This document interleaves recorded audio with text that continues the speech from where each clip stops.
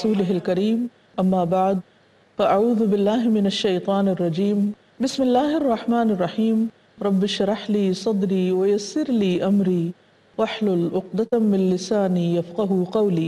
السلام علیکم ورحمۃ اللہ وبرکاتہ۔ ناظرین، گزشتہ پروگرام میں ہم نے دیکھا کہ انسان کو کسی چھوٹی یا بڑی نیکی کو معمولی نہیں سمجھنا چاہیے، اسی طرح چھوٹی چھوٹی برائیوں کو بھی اگنور نہیں کرنا چاہیے۔ نیکیوں کے راستے میں سبقت کرنے کے لیے، دوڑنے کے لیے چھوٹی اور بڑی ہر طرح کی نیکیوں سے خود کو مزین کرتے رہنا چاہیے، لیکن یہ کام وہی کر سکتا ہے جس کا دل بڑا ہو، جس کی سوچ بڑی ہو اور جو اس بڑی جنت کی طلب رکھتا ہو۔ یہ کام وہی کر سکتا ہے جس کا دل تنگی سے پاک ہو۔ قرآن مجید میں اللہ تعالیٰ فرماتے ہیں وَمَن يُوقَ شُحَّ نَفْسِهِ فَأُولَئِكَ هُمُ الْمُفْلِحُونَ، جو شخص اپنے نفس کی تنگی سے بچا لیا گیا تو ایسے ہی لوگ کامیاب ہیں۔ تو کامیابی کے لیے ضروری ہے کہ انسان دل کی تنگی سے محفوظ ہو، کیونکہ دل کی وسعت سے ہی نیکیوں میں وسعت آ سکتی ہے، اور یہ وسعت فرد اور جماعت یعنی ایک شخص اور پوری قوم کی ترقی کے لیے ضروری ہے، کیونکہ اسی میں اجتماعی فلاح کا راز ہے۔ بڑا فائدہ، سب کا فائدہ، ہر انسان کا فائدہ اسی وقت ہو سکتا ہے جب انسان کے دل میں جگہ زیادہ ہو، وہ سب کے لیے سوچنے والا ہو، صرف اپنی ذات کے لیے نہیں، اس کے اندر خود غرضی نہ ہو، بخل نہ ہو، حرص نہ ہو، صرف اپنے لیے فائدہ سمیٹنے کا جذبہ نہ ہو، بلکہ وہ سب کے لیے بھلا چاہتا ہو، کیونکہ اسی میں اس کا اپنا بھلا ہے۔ جب انسان خود غرضی کی زندگی بسر کرتا ہے تو وہ اپنے فائدوں کو بھی محدود کر لیتا ہے، کیونکہ وہ صرف اپنے لیے خود ہی سوچ رہا ہے۔ جو شخص دوسروں کے لیے سوچتا ہے تو بہت سے لوگ اس کے لیے سوچنے والے ہو جاتے ہیں، جس سے وہ بڑی خیر پاتا ہے، دنیا میں بھی اور آخرت میں بھی انجام اسی کا بہتر ہے جو نفس کی تنگی سے بچا لیا جائے، شح سے بچا لیا جائے۔ قرآن مجید میں اللہ سبحانہ وتعالیٰ نے انصار کی تعریف کی ہے۔ سورۃ الحشر آیت 9 میں فرمایا والذین تبوؤا الدار والایمان من قبلہم یحبون من ہاجر الیہم ولا یجدون فی صدورہم حاجة مما اوتوا ویؤثرون علی انفسہم ولو کان بہم خصاصہ ومن یوق شح نفسہ فاولئک هم المفلحون۔ اور وہ لوگ جو ان مہاجرین سے پہلے ایمان لا چکے تھے، یعنی مدینہ میں انصار، اور یہاں دار الہجرت میں مقیم تھے، جو بھی ہجرت کر کے ان کے پاس آئے مہاجرین مکہ سے، وہ اس سے محبت کرتے ہیں، یعنی جو بھی آیا اس سے محبت کرتے ہیں، اور جو کچھ انہیں دیا جائے وہ اپنے دلوں میں اس کی کوئی حاجت نہیں پاتے، یعنی انہیں کچھ لینے کی غرض نہیں، اور ان مہاجرین کو اپنی ذات پر ترجیح دیتے ہیں، پریفرنس دیتے ہیں، خواہ خود محتاج ہوں، خود ضرورت مند ہوں۔ اور جو شخص اپنے نفس کی تنگی سے بچا لیا گیا تو ایسے ہی لوگ کامیاب ہیں۔ تو اگر عملی طور پر ایسے لوگ دیکھنا ہوں تو تاریخ میں انصار کے کردار کو دیکھیں کہ کس طرح انہیں اسلام سے صرف اور صرف اللہ اور اس کے رسول صلی اللہ علیہ وسلم کی خوشنودی درکار تھی، دنیا کا مال و متاع یا عہدے اور منصب نہیں۔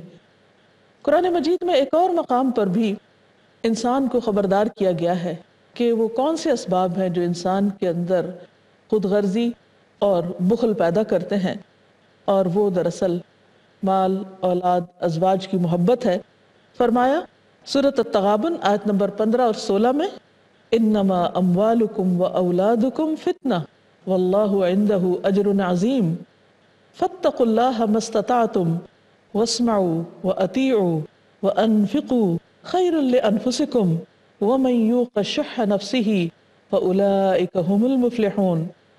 بلا شبہ تمہارے مال اور تمہاری اولاد ایک آزمائش ہے، اور اللہ ہی ہے جس کے ہاں بڑا اجر ہے، لہٰذا جہاں تک ہو سکے اللہ سے ڈرتے رہو اور سنو اور اطاعت کرو اور اپنے مال خرچ کرو، یہ تمہارے لیے بہتر ہے۔ اور جو شخص اپنے نفس کی حرص سے بچا لیا گیا، شح سے بچا لیا گیا، تو وہی دراصل کامیاب ہے۔ نفس میں حرص اور شح اپنی ذات کے بعد اپنی اولاد اور ازواج کی وجہ سے ہوتا ہے۔ انسان اپنے خاندان کے بارے میں سب سے زیادہ کنسرنڈ ہوتا ہے اور سب کچھ اسی پر خرچ کر دینا چاہتا ہے، اور یہی چیز انسان کو دراصل بڑی خیر سے روکتی ہے. تو اس پر اللہ تعالیٰ نے وعدہ کیا کہ اللہ کے پاس اجر عظیم ہے، اور اجر عظیم اس وقت ہوگا جب انسان خیر بھی بڑے پیمانے پر کرے گا. اس خیر کا صرف اپنی ذات اور اس کے خاندان ہی سے تعلق نہیں ہوگا، بلکہ مسلمانوں اور انسانوں کی خیر و بھلائی کے لیے بھی انسان سوچے گا. ایک اور حدیث سے پتہ چلتا ہے، نبی صلی اللہ علیہ وسلم نے فرمایا کہ ان الولد مبخلۃ مجبنۃ، کہ اولاد بزدلی اور بخل کا سبب بن جاتی ہے. کہ جب انسان کے اپنے بچے ہو جاتے ہیں تو پھر ہر چیز وہ انہی کے لیے سنبھال کے رکھتا ہے، اور اسی طرح اس کے اندر پھر جب مال کی محبت زیادہ ہوتی ہے تو بزدلی بھی آتی ہے، اور ان چیزوں کی طرف جانے سے عموماً وہ رکتا ہے کہ جو اس کے لیے خیر و بھلائی کے دروازے کھول سکتی، کیونکہ اس میں رزق کا فیکٹر ہوتا ہے. اب سوال یہ پیدا ہوتا ہے کہ یہاں پر بخل کا لفظ استعمال نہیں ہوا، بلکہ ہر آیت میں ایک ہی لفظ شح کا استعمال ہوا ہے. اس کی وجہ یہ ہے کہ شح بخل سے بڑی چیز ہے. شح کا لفظی معنی ہوتا ہے روکنا، یعنی کسی بھی خیر اور بھلائی کو روکنا. اور کس وجہ سے روکنا؟ حرص اور لالچ کی وجہ سے.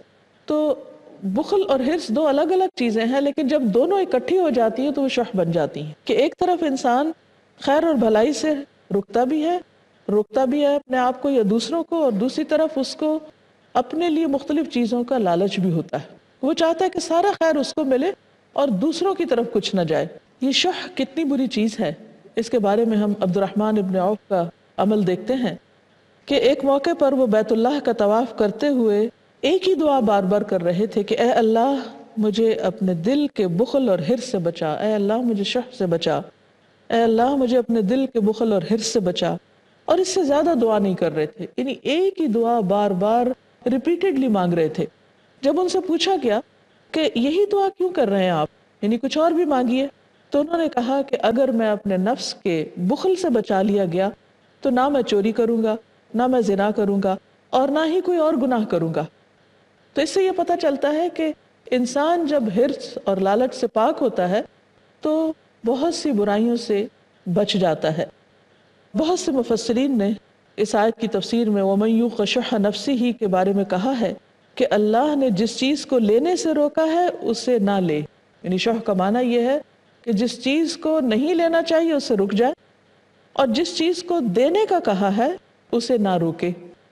پس شح اللہ اور اس کے رسول کے حکم کے خلاف کام کا حکم دیتی. یعنی گویا انہوں نے شح کو اور بھی وسیع معنوں میں لیا ہے کہ اس کا تعلق اللہ اور رسول صلی اللہ علیہ وسلم کی نافرمانی سے ہے. اللہ نے ظلم کرنے سے روکا اور احسان کرنے کا حکم دیا، جبکہ شح ظلم کا حکم دیتی ہے اور احسان کرنے سے روکتی ہے. ابن تیمیہ کہتے ہیں کہ شح انسان کی شدید حرص کو کہتے ہیں. جو چیز اس کے پاس ہوتی ہے شح اسی کے بارے میں بخل کا سبب بنتی ہے، دوسروں کا مال لینے کی صورت میں ظلم کی وجہ بھی بنتی ہے، یہ حسد اور قطع رحمی کی وجہ بھی بنتی ہے. یعنی شح کے ساتھ بہت سی خرابیاں وابستہ ہیں. ایک اور مقام پہ کہتے ہیں کہ شح جب کسی آدمی میں ہوتی ہے، یعنی دل کی تنگی، تو اس کو حرص اور مال میں شدید رغبت ہوتی اور دوسروں کے لیے عداوت اور ظلم پیدا ہوتا ہے. یعنی وہ کسی اور کو کچھ بھی دینا نہیں چاہتا، وہ ہر چیز کو، ہر خیر اور بھلائی کو صرف اپنی ذات تک رکھنا چاہتا ہے. تو اس لیے مال کا حریص ہونا اور مال سے شدید محبت رکھنا اگرچہ انسان کی کمزوریوں میں سے ہے، لیکن ان پر اسی وقت قابو پایا جا سکتا ہے جب انسان اس کے لیے دعا بھی مانگے، جیسے عبد الرحمن بن عوف مانگ رہے تھے، اور اس کی کوشش بھی کرے اور اپنے نفس کے خلاف جا کر کام کرے. یعنی جس چیز پر نفس تنگ ہوتا ہو اس چیز کو کرے. اسی طرح انسان کا پھر تزکیہ بھی ہوتا ہے. ایک اور چیز یہاں یہ یاد رہے کہ شح کا تعلق صرف مال سے نہیں ہوتا، بلکہ شح عادات میں بھی ہوتا ہے. مثلا انسان کے لیے مسکرانا صدقہ ہے. اب انسان اسمائل کرنے میں بھی بخل سے کام لے. جہاں وہ مسکرا سکتا ہے، جہاں وہ دوسروں کے لیے خیر و بھلائی کا ذریعہ بن سکتا ہے، وہاں انسان اپنے اوپر ایک مصنوعی روب طاری کر کے بیٹھا رہے اور دوسروں کو اپنی ذات سے خوشی کی بجائے تکلیف دے. پھر اسی طرح سلام نہیں کرتے ہوں، سلام کا بھی بخل ہے. ایک حدیث میں آتا ہے، ابو ہریرہ سے روایت ہے، نبی صلی اللہ علیہ وسلم نے فرمایا لوگوں میں سب سے بڑا بخیل وہ ہے جو سلام میں بخل کرے. بہت سے لوگ سلام میں پہل نہیں کرتے یا اگر کوئی ان کو سلام کرے تو وہ جواب دینے میں بھی ان کو مشکل ہوتی، جواب ہی نہیں دیتے۔ ہم نے دیکھا کہ اللہ تعالیٰ نے انصار کی مثال دے کر شح کی عادت کو واضح کر دیا کہ انصار میں شح نہیں تھا۔ کیوں؟ اس لیے کہ انہوں نے اپنی ہر چیز میں مہاجرین کو شامل کیا تھا، مال میں، باغات میں، گھر میں، حتیٰ کہ عبد الرحمن بن عوف اور سعد بن ربیع کے درمیان جو بھائی چارہ تھا، تو سعد کے بارے میں آتا ہے کہ انہوں نے حضرت عبد الرحمن بن عوف سے کہا کہ میں انصار میں سب سے زیادہ دولت مند ہوں، اس لیے آپ میرا آدھا مال لے لیں، میری 2 بیویاں ہیں، ان میں سے آپ جس کو چاہیں میں طلاق دوں گا، جب وہ عدت پوری کر لے تو آپ اس سے نکاح کر لیں۔